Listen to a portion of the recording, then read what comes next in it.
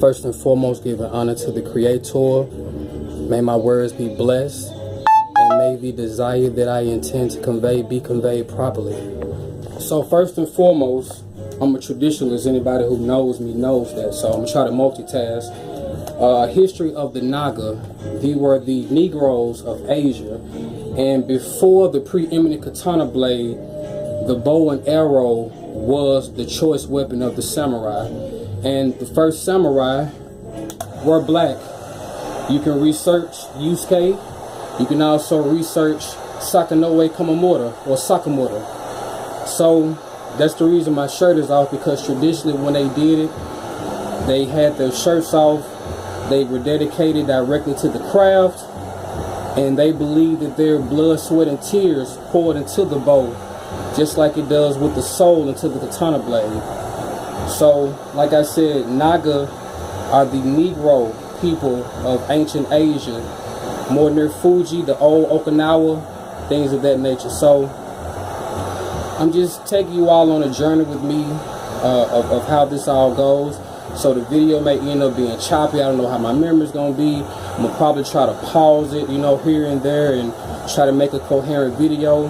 But I already put out a video with the measurements on how I do the measurements. So what's happening now is I am making a 55-inch longbow.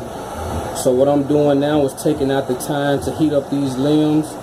And if the camera is still rolling, well, I may take a pause for a cause, because it takes just a minute to heat on up. And once I get it heat up, I'll probably continue on to where I'm using my homemade flattening jig. So as a matter of fact, I'm going to take a pause for a cause, and hopefully it'll heat up before my weird phone takes out of pause mode.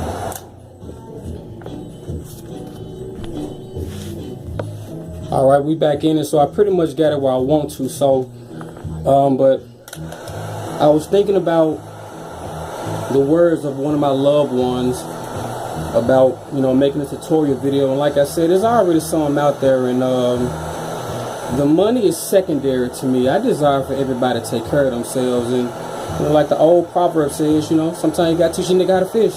They can fish on their own.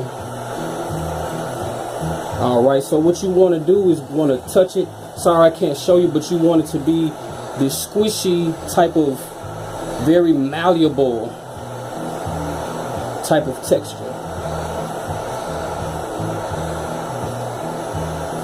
So like I said, it does take patience of going over the pipe, getting to a certain point.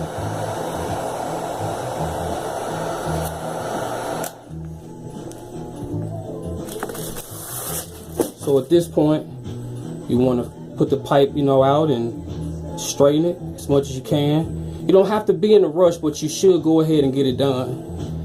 Then, as you see with the nails on here is made for a spacer, go down and find your taper. Put the board over your taper. Apply pressure. And as you see what the spacer does, it allows you to have a taper, because you don't need it to be completely flat, you don't need it to be completely big. So with the spacer, you lift it up above the bow, and as you see, it gets flatter and flatter and flatter until the end, until it gets extremely flat.